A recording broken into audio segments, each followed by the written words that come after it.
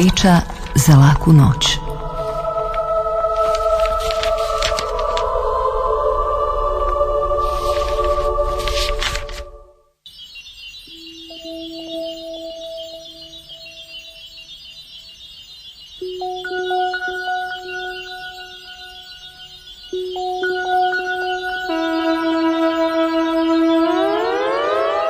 Priča za laku noć. Adam Rajzel. Izgubljeno zlato.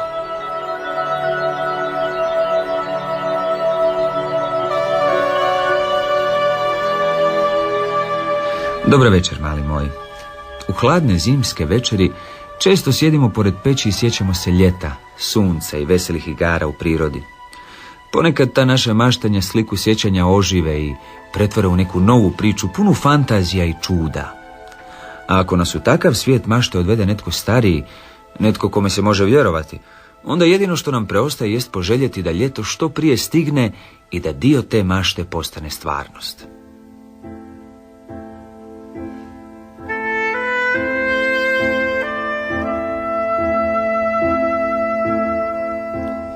Priče strine Agice Krivićeve mi djeca smo uvijek jedva čekali, jer ih je ona pričala tako zaneseno i ozbiljno i uvjerljivo da nitko nije mogao posumnjati u istinitost njezinih riječi. I ove zime, dok je sjeverni vjetar poljima raznosio ledene pahulje i zavlačio se među ogoljela stabla, zalijetao se u prozorska okna, razbacivao sitan snijeg s krovova i rasipao ga po zaleđenoj cesti, odlazio sam Strininoj kući kod Marka, njezina sina. Sjeli bismo pokraj visoke starinske peći koja je, ispunjena suhom grabovinom, veselo bubnjala baš kao da prkosi i zimi i sjevernome vjetru.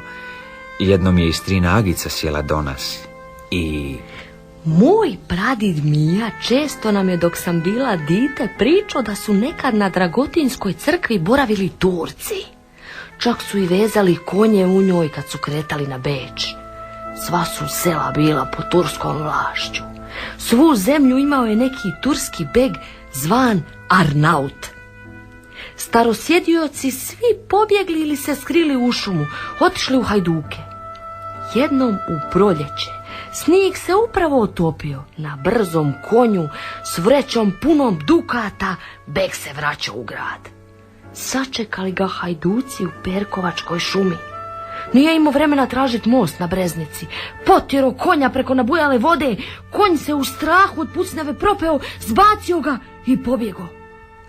Beg potonuo, zajedno s njim i zlatnici. A kako zlatnika niko do sada nije pronašao? Kako?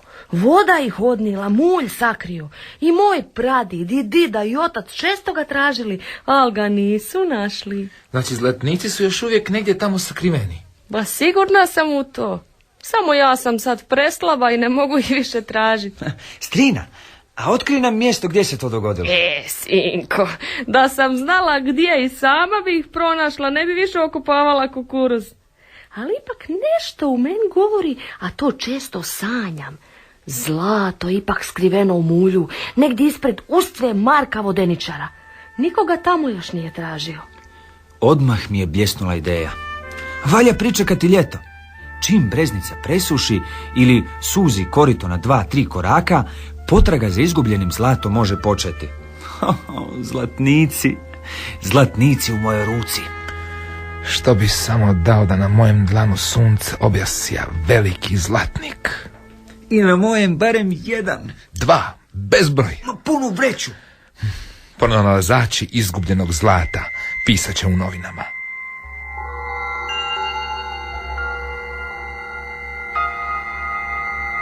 Došlo je konačno ljeto. Suho, prašnjavo. Uzaludi žabe danima krekeću dozivajući kišu. Presušili seoski zdenci, pa susjedi Marko Tican i dida Đuro Crveni iz dana u dan dovoze vodu. Pšenica požnjevena, Breznica skoro presušila, na mjestima dno suho, crno, ispucalo, izbrazdano, ponegdje voda puna mulja, pocrnjela ili pak zelena od trava i rasvjetanih žutih algi. Vrijeme je da potraga za izgubljenim zlatom uspije. Još smo pri kraju školske godine odredili točno mjesto pretraživanja. 100 koraka lijevo od ustve Marka Vodeničara. Tko zna, možda su Krivićevi još davno pokupili zlatnike, samo se nisu htjeli odati. Što ti znaš? Ako se plašiš guštera ili zmije, ne moraš ići. Ako ti se ne traži, slobodna si, možeš ići. Tako, oboružani košarama za branje kukuruza i grožđa, krenuli smo rano poslijepodne. Sunce je stajalo iznad Perkovačke šume i pržilo uporno, snažno. Marko Krivić, Iva Jakin, Tuna, Filin, Tena Stanina i ja, poput nekadašnjih starih tragača zlata o kojima pišu knjige, s velikim košarama u rukama, uporno smo poput gusaka u Tišljevrovoj bari gacali po blatu. Iznojili se. Provlačili smo košare kroz mulj i pocrnjelu vodu i izdizali ih uporno.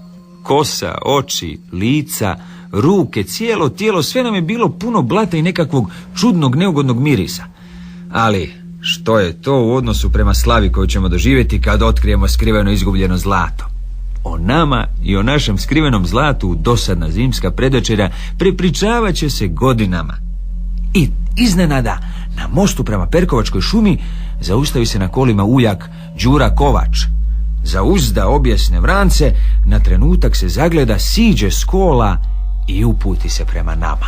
Što radite u tom mulju? A ujače, lovimo ribu. Vraga ti loviš. Tu samo možeš loviti pijavice i kornjače. Zlato, čiča Đura.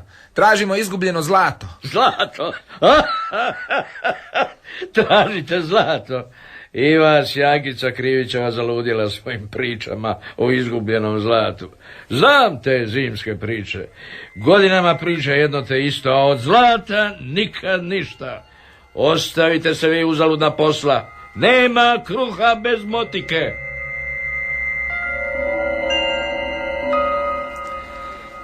Ujakove opore riječi nisu nas pokolebale.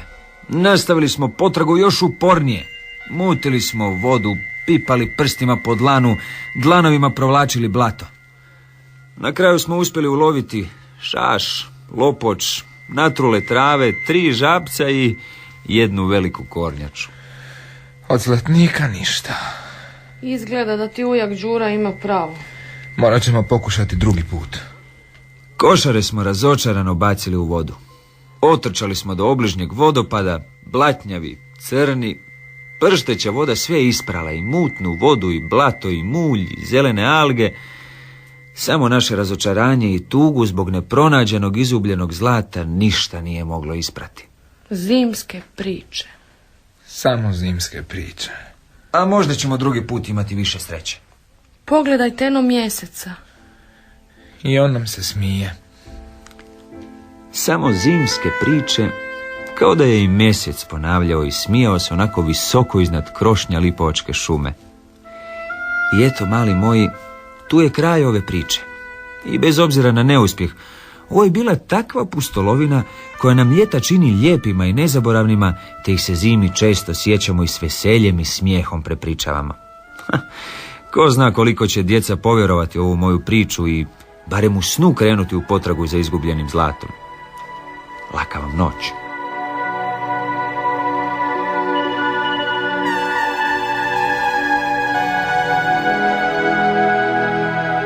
Slušali ste priču Izgubljeno zlato Adama Rajsla. Igrali su Vinko Štefanac, Ivana Bakarić, Marko Torjanac i Pero Kvrgić. Tonska realizacija Anka Savić. Glazbena urednica Melita Jambrošić. Dramatizacija i režija Dubravka Zrnčić-Kulenović. Urednica Mejra Vindakijević. Hrvatski radio, program za djecu.